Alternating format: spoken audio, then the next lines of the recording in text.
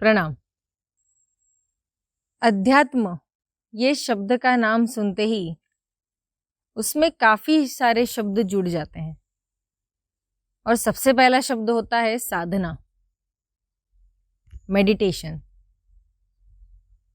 जप कैसे करते हैं, मंत्र कैसे करते हैं, ये सारी चीजें हमें अध्यात्म से जोड़ती है। लेकिन सबसे विशेष जो शब्द है वो है साधना।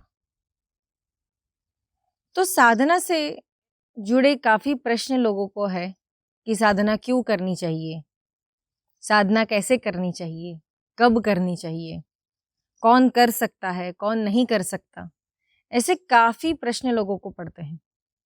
तो साधना के भी कुछ प्रकार हैं, जैसे तंत्र साधना है, मंत्र साधना है, यंत्र साधना है, योग साधना है। अगर तंत्र साधना की बात करते हैं तो आपने देखा होगा कि काफ़ी आजकल के दौर में तांत्रिक साधना करते हुए हमें लोग नज़र आते हैं, जो अघोरी साधना की तरफ भी थोड़ा जाता है।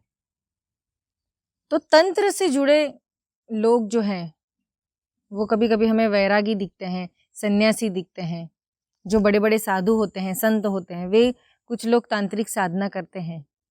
जैसे नाथ संप्रदाय के लोग हमेशा अगर आप देखेंगे तो ज़्यादा से ज़्यादा तांत्रिक साधना करते हैं, जिसमें वशीकरण, सम्मोहन, मोहिनी विद्या, शाबरी विद्या, ऐसी सारी विद्या तंत्र से जोड़ती है।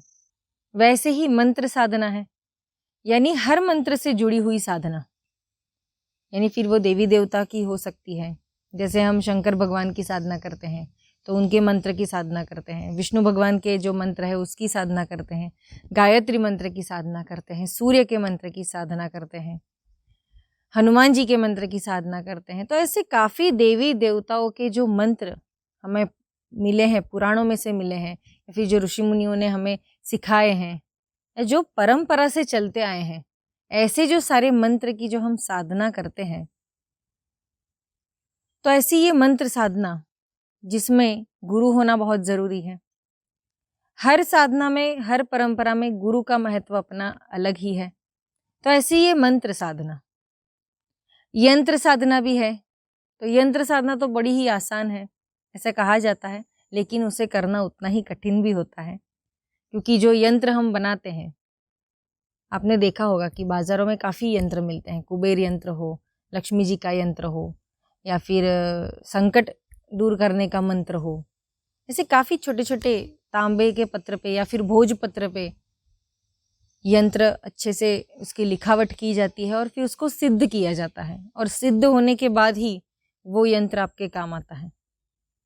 तो ऐसी ये यंत्र साधना है। तो तंत्र, मंत्र और यंत्र, और चौथे प्रकार की जो साधना है वो है योग साधना, जो हमारे शरीर के लिए, हमारी मानसिकता के लिए बहुत ही ज़रूरी है। जैसे ऋषि पतंजलि ने 14 प्रकार की योग साधना बताई है। काफ़ी लोग योग साधना करते हैं, आपने देखा होगा काफ़ी लोग योगासन करते हैं। सुबह उठते हैं जब सुबह तो अच्छे से योगा करते हैं, मॉर्निंग वॉक पे जाते हैं, ज़्यादा से ज़्यादा प्रकृति में रह के वे योग साधना करते हैं। तो ऐसे तंत्र, मंत्र, यंत्र और योग साधना।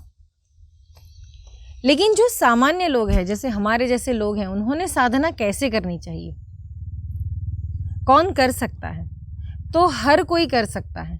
पुराणों में भी कहा गया है, सनातन धर्म में देखेंगे या फिर बौद्ध धर्म में देखेंगे, जैन धर्म में देखेंगे, और जो भी हमारे धर्म हैं, सिख लोग हैं, ये वे सारे अपने लक्ष्य को प्राप्त करने के लिए अपने ऋषि मुनियों ने, यानी उनके धर्म के जो धर्मगुरु हैं, उन्होंने जैसे उन्हें बताया है वैसे वे साधना करते ही रहते हैं और अपने लक्ष्य तक पहुंचते हैं।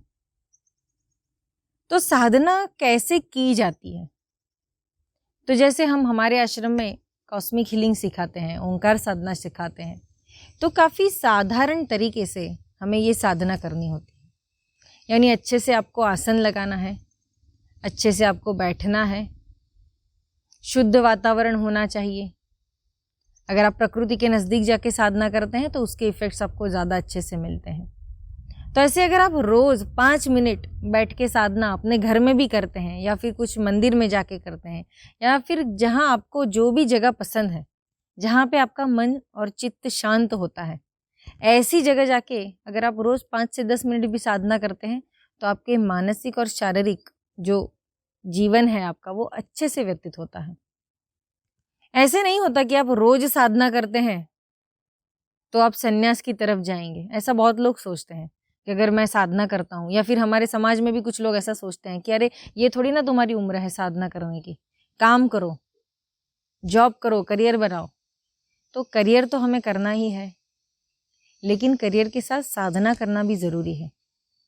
क्योंकि जैसे हम शारीरिक व्यायाम करते हैं या हम जैसे अगर कुछ काम भी करते हैं तो ज़्यादा से ज़्यादा हमें शक्ति की ज़रूरत होती है ताकि हम वो काम अच्छे से कर सकें। वैसे ही जैसे शरीर को ऊर्जा की ज़रूरत है, वैसे मन को, हमारे बुद्धि को भी ऊर्जा की ज़रूरत रहती है। तो वो ऊर्जा कहाँ से आएगी? तो वो साधना करके हम ले सकते हैं। जैसे हम वैश्विक ऊर्जा करते हैं यानी कॉस्मिक हीलिंग सीखते हैं या उसकी साधना करते हैं, तो वो समय हम कॉस्मोस में जो एनर्जी है उसको लेते हैं और वो पर्याप्त एनर्जी लेने के बाद हमारा मन, हमारा चित्त शांत होता है, हमें ऊर्जा मिलती है ताकि हमें प्रेरणा मिलती है और अच्छे काम करने की।